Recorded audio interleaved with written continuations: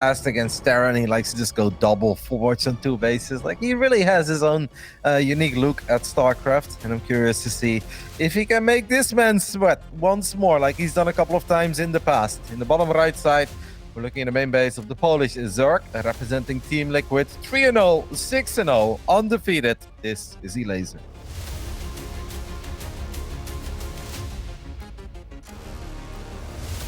And in the top left-hand side, with a strong 2-1 start in the groups, it is Strange.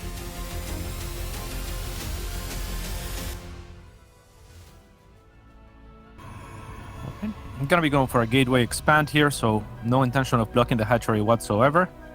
And yeah, Roddy, I feel like, obviously, like on paper, Elazer much stronger of a player. But if there is a possibility for upset in any series for a big one, for me, it would have to be in this one, right? Like, the bookies, for example, had Strange at like 6-1 or something like that. I think that's a little lopsided. Like, I think he has like a pretty decent shot, just because, like I mentioned, stylistically, Elazer likes to do kind of the same thing over and over, and Strange is just a wrench already by virtue of being himself, right? He's gonna do things differently.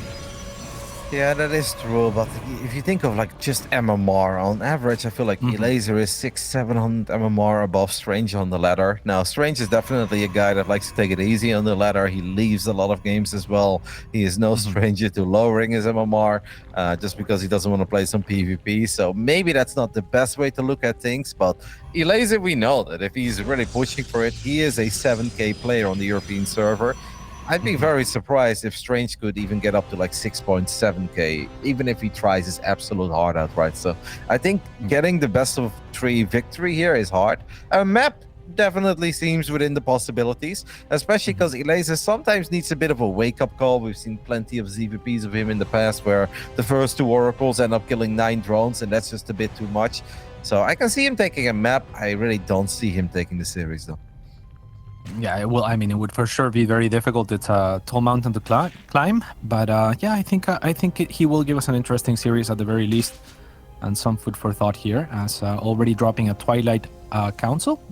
You know, it's a pretty large map. Most people, I think, would open with Stargate, and I've seen him make a lot of adepts. Yeah, but this is once more Strange, just kind of doing strange things, right? Or, of course, it's not like, wow, we've never seen Twilight. Like, no, Twilight is a thing. It's been a thing for a long time. At this point, definitely the flavor of the month is going double, if not triple Oracle. But Strange will still believe in some of these older builds, or he makes a little too minor tweaks to it, and he's going to go for an incredibly quick Dark Shrine. And this is where it's important that Elazer is wide awake, that he's not on autopilot mode, that he's not just blindly assuming he's going up against Oracles the way that he probably has gone up against Oracles in 9 out of the last 10 CPPs he's played. He needs to be thinking about the possibility of DTs. Yeah, for sure. And Strange adding an extra 2 gateways as well. No robo this time around, so there won't be a warp prism that crosses the map. I don't see a probe out on the map either, so there's not going to be a proxy for the DTs. He's just going to be looking to walk them potentially, or to use them defensively should Elazer threaten his 3rd base. Yeah, I guess this can indeed be used in 3 different ways. We can still use them aggressively and just try to get lucky, try to run in a base and swipe down 3-4 drones before the DT gets picked off. 2, indeed, defensively, they are very good, because if a Zerg does not have a lair, they don't have Overseers. If they don't have Overseers, they can't really do much about DTs. 3rd option that I think is very powerful is that we can get a nice proper delay on a potential 4th base. Oh, love that. And Zerg never wants to play 3 base against 3 base. So if Strange gets away with these 3 very quick bases, and Elazer makes one of these Roach Ravager attacks without a lair, and Elazer could actually be in serious trouble, and he's going to have a hard time going up to 4 bases. I mean, once more, we predicted things to be weird. This is definitely weird, but yeah, I don't hate it. And Strange, no, I love it. Running everything in. There's down right now. Yeah, there's only 1 spore, but it is in the natural, though. That 1 spore is in the natural, and Strange knows that, but he doesn't know about the lack of spores in the other 2 bases. Yeah, does catch 2 of those drones that we're transferring, knows that there's no lair as well, so he can be as greedy as he wants and drops instantly a double forge. I love that from Strange, right? Like, taking information. Also, the way that he even pushed out with the DTs was beautiful.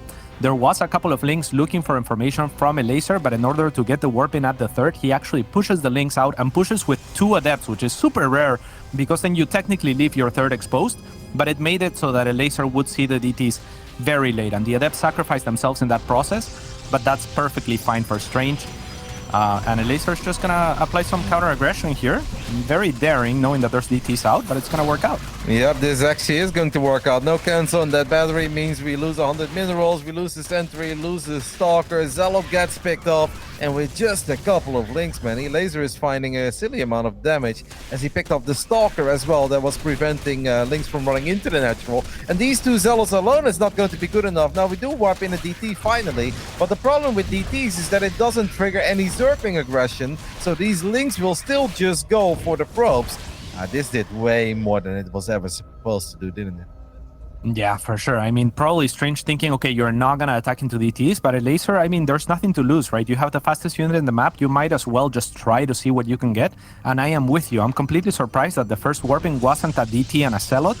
When it was two Zealots that spawned, I wondered, and then the DT by itself, like you said, doesn't trigger the aggression, so not ideal there. Elazer's going to continue on with the aggression. This is crazy to me, but it's working out. Yep, I mean, there's just not enough DPS here for Strange. There's still no shield battery. He's going to warp in another DT now. But that pylon could even go down. That's 10 extra workers falling. And the only thing that's really going well for Strange is that he's got 4 DTs slicing up a hatchery on the other side of the map. I mean, that's actually kind of a crazy pickup, and I would have really loved to see him split off one of these Dark Templars to the bottom left, where he did have a DT checking for the gold earlier, because that could have been really big. These DTs could still be in a bit of trouble as the Overseer is chasing them, but I guess they're going to make it home. There's another Overseer morphing awfully close, but I guess near the battery, the Dark Templars will be safe. For now, but they're actually not near the battery as they get caught here. They're going to have to morph into Archons, but they are too going to be taken down. I think one of those, actually, it's not even in range, the second one, so this is looking awful for Strange. And this is the kind of game that, for me personally, I would be so upset if I were Strange, just because it feels like your opponent shouldn't attack into the DTs like Elazer did. So I can understand his confidence in you know, delaying the battery or extra units and being a little bit extra greedy. He will check for the gold like you were suggesting and will be able to take it down, I think, before the Overseer arrives. Yep, these Dark Templars are going to take a beating though. They're going to morph into an Archon. He's going to try to save it with recall, and that will work out. So that is at least nice. The fact that Elazer is still only a 3-base Zerg, that's obviously pretty good for Strange. The problem is that Strange has just taken way more economic damage than I think he would have ever liked to. We cannot recall these Stalkers cats because we just tried to recall an Archon in the bottom left side. And that means that these Stalkers are going to get surrounded. They are going to blink back towards the Zealots, but Roaches and Lynx are getting a lot of shots off. And you mentioned the bank of Strange. It is indeed a bit high, especially for a game like this where there is non-stop trading. You don't want to be sitting at 1,000 minerals. Yeah, exactly. And luckily for him, Elazer's not pushing on the gas pedal just yet. Strange is actually still up in workers, and he has been. So if we pull up the income tab, we see that this is a very competitive game. I think conceptually, Strange has played a brilliant game, but mechanically, he has been lagging. He has been taking a little bit more damage than he should have here and there. And yeah, I mean, Elazer looking to close things out right here, right now. If he's unable to, Strange will stabilize and probably even have an advantage, but this is going to be difficult. All the Banelings do get caught here, though. Yep, and these are all slow Banelings, but eventually a couple of slow Banelings should connect with probes. Strange is going to try to save all of them, and now the Stalkers are taking a pretty ugly fight. That battery is going to get taken out, and Elazer's army supply is just so damn big compared to the army supply of Strange. We're looking at 94 versus 36. Going to warp in a couple of Zealots. The Zealots will have charge, and there's still a DT in the mix, but Elazer has so many battle units out on the map. There are still so many Banelings in the mix still, and I just don't know what Strange is going to do about it. His units are well upgraded. He just doesn't have the right numbers. Yeah, unfortunate for him. I mean, this game was really promising, I think, for him. Again, conceptually, I think he played a really smart game, a really cool game, but Elazer just completely overpowering him, and game 1 will go to him. Yeah, I think you mentioned mechanically there as well. There was also this moment where it's very hard to micro, don't get me wrong, but where he was trying all 3 bases with the DTs. And I think he did a great job in pulling back the Dark Templar in the natural immediately when he saw there was a Spore Crawler. But then there was no Spore done yet in the main base and the third. And Njal, our observer, showed it as well, that one DT at the third was just derping a bit. And it may only seem like, oh, that's 5 seconds, but those 5 seconds, that could be game breaking, right? Because if that DT would have gone to the left side immediately or to the bottom right, avoid those 3 queens that we're creating the wall off, you get 6 or 7 extra drones, and then it becomes a lot harder for Elazer to show up with that many units the way he just did. The strategy was actually really cool by Strange, and really I think cool. it had a lot of potential to work out. It just felt that Elazer was a bit quicker and faster, and that's why Elazer was able to get a few good trades, especially early on with the links. They did way too much, and Strange missed out on 1 or 2 little opportunities, but cool build regardless. Really cool. Very, very well punished by Elazer, right? This is the advantage of having the extra speed to work with. If you're like an Elazer or a Raynor, they can always poke and prod and see if they find the opening. And if they don't, they just back away. You have Zerglings, right? Nothing to lose. But if you do see the opening, you get punished. Because during all of this, a battery could have very easily gone down at the 3rd as well for Strange. And all of a sudden, all of those links don't kill those, 8 and then another 4 or whatever workers that they killed. So an unfortunate set of circumstances. The first DTs, or the first 3 DTs that you're mentioning as well, I think one of them caught a couple of workers transitioning as well from the natural to the 3rd. So I can understand not paying attention too much to everything else going on. But like you said, it's very difficult, right? Maybe a player like Skillus or something would have been able to capitalize a little bit harder there. It is very difficult, but that does often make the difference, right, between the good guys and the best guys out there. Because I think the best Protosses, whether it's a hero in shape or Max Pax, who seems to be really finding its rhythm in this matchup, I think they find a few more workers there and just makes your life a bit more pleasant. Overall, I think that was a pretty cool first game. Well, let's see what game 2 has in store for us on Tropical Sacrifice. In the top right side, still undefeated, still flawless in this season of DreamHack Masters Atlanta Europe Regionals. Team Liquid's Elazer.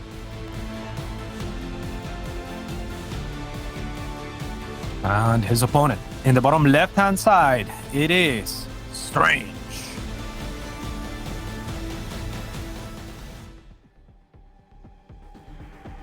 I have to admit, Cats, I'm already kind of thinking about the next matchup.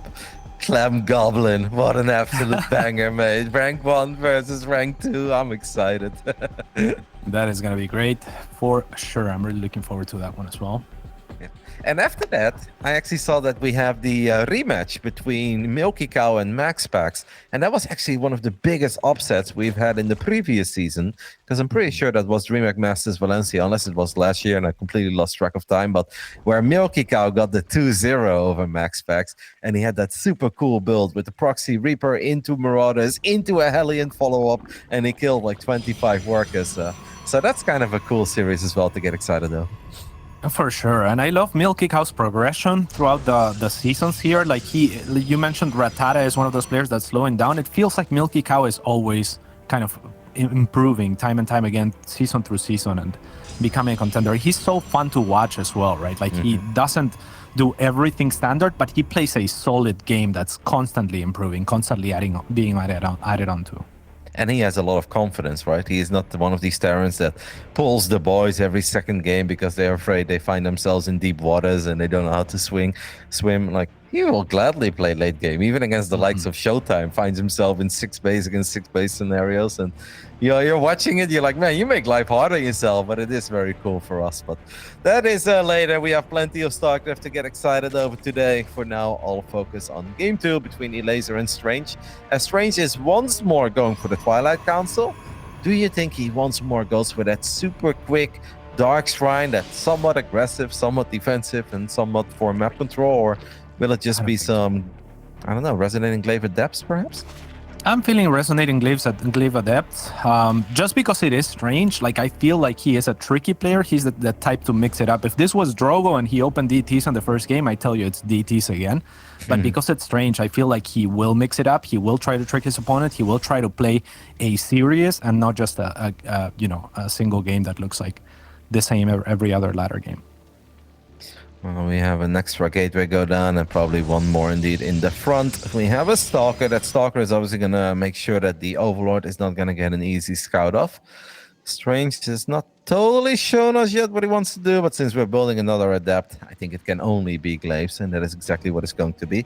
I wouldn't hate it if Protoss players now once in a while again try to throw in a proxy fourth gate with this build, right? Stats used to do that all the time, and he was in his prime, and that kind of stuff, it hits so hard. And as you can see, even in a DreamHack Masters game, a player like Elazer can be a bit lazy, right, when it comes to his scouting. If you look around the map right now, there are so many possibilities for a probe to potentially build a pylon, build a gateway, and then instead of the usual whatever amount of depths it is, you suddenly show up with 4 more and a second wave and a third wave, and that could make the difference between dealing damage and straight up winning the game. Yeah, for sure. But I have an inkling. I've seen Strange play like this and open like this, and he is dropping the robo actually behind us, but I think his first move will probably be without a Warp Prism and then maybe look to flood with extra Adepts. And I really love how this looks exactly like the first game, right? Like there's 2 Adepts at the third, there's a Stalker to open, there's 3 gateways that Elazer could have had access to. So it looks like it could be DTs. If Elazer thought, okay, same build order and goes for a lair, he could be hard punished by the Glaives. But yeah, I love what Strange is doing here. He's going to look to force out a lot of units early on, and I think maybe just retreat or not overcommit and go for a 1-2 punch later. That's a lot of extra gateways on the way, mate. We're going from 3 all the way up to 8 gateways. Will Strange let this Shade finish up? The answer is no, because he wants to show up with a crazy amount of Adepts later. But Elazer does have his Roach Ward, and I think if Elazer can just put 2 and 2 together, if he still has a bit of vision on the other side of the map, building nothing but roaches and maybe having like 3-4 Ravages in the mix, I think he should be totally fine. As Strange is going to use a recall because he doesn't want to lose these Adepts. Okay, Elazer does go back to droning. He needs to start building roaches real soon, Cats, because if he doesn't, he is in all sorts of trouble, and his undefeated flawless record is in all sorts of trouble. Absolutely. I mean, mission accomplished from Strange. He does show a few more Adepts than what he showed on the other side of the map here, so that might make Elazer not yet. Think twice, but nope. Okay, 3 roaches in production, but a 4th as well on the way. No lair, at least for Elazer. That's actually good news for him at this point. But yeah, I love this from Strange, right? Like forced out a lot of units, now goes in for the real attack, and this is going to be a ton of Adepts. I wouldn't hate it if Elazer cancels that hatchery for a bit and maybe throw down like 1 or 2 spines to make your life a bit easier across bases. We are now looking at 21 Adepts. 3 roaches is definitely not going to be enough, but Strange does not want to let that Shade finish up. So he's going to battle the Queens, but now all the extra links show up. A couple of roaches came in from the bottom as well. I mean, not a bad initial fight. I'd say maybe leave a couple of Adepts behind. Exactly. I love that play from Strange as he shades the majority of his Adepts. And look at Elazer's bank. That's a bit high as well, as all the Queens were in the front. But this seems like a slightly better fight for the Zerg. Even if a lot of the links are disappearing, the roach count is going up to a pretty decent number. Yeah, not really microing the other Adepts against the Queens is going to allow Elazer to stand his ground and maybe transfuse those Queens, whereas they could have been focus fired, but still Strange is finding some damage here. 25 workers have already fallen. He has taken his third, but hasn't been probing up really. This is an all-in technically, but he could maybe look to transition. It looks like Elazer will get the cleanup though comfortably enough, I think, and the Warp Prism at some point got taken down, so there wasn't additional reinforcements for Strange, sadly. Yeah, that was big, right? The Queens picking up that Prism is so big. It's hard for Strange to transition. I understand on one hand you feel like, I've done enough, maybe I should. On the other hand, you only have 2 assimilators. He only had 2 probes on those 2 gases. So he's not sitting on a lot of extra gas either. He will feel that the doors are wide open, and he's still going to have to worry about Elazer that has 4 hatcheries. So he is going to shade past the roaches. Lings are going to start working on the Nexus, but every second that goes by is just a very, very bad one for Strange. There was potential, but it seems that in the end, Elazer should be fine here. Does lose a Queen there with a lot of energy.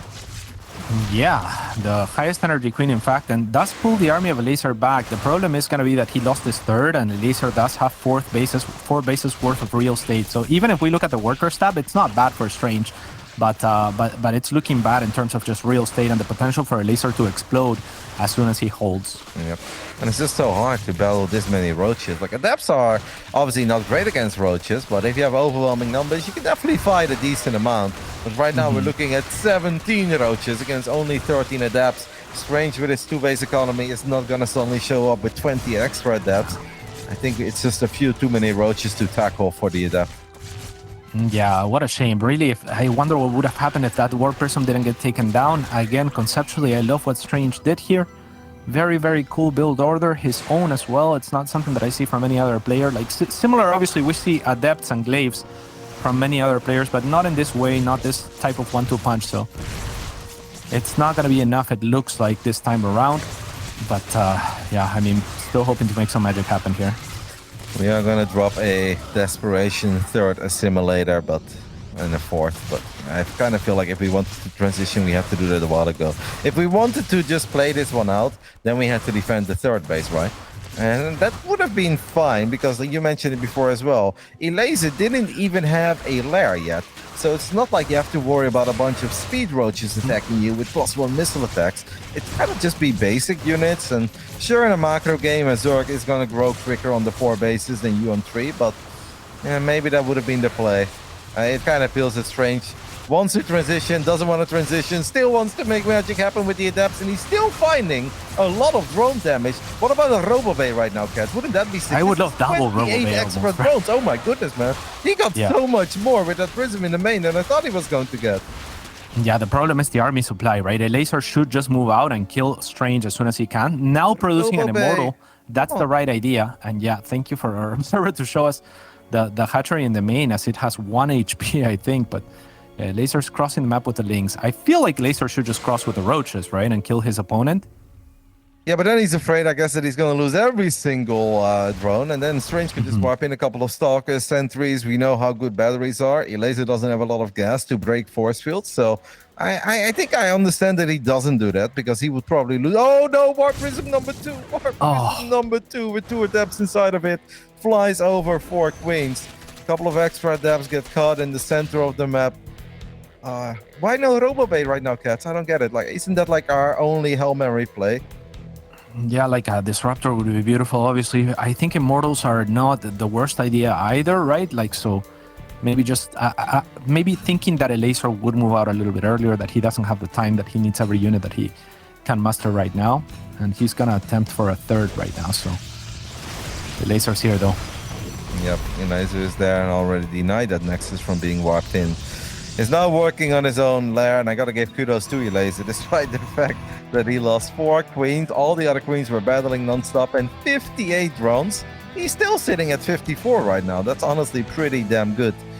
Yeah, it seems that Strange idea is just another attack, War Prism number 3, attack number 3. This time around, it's Immortal, Sentry, Adept, but that army is so weak against Ravagers, man. It's so damn weak.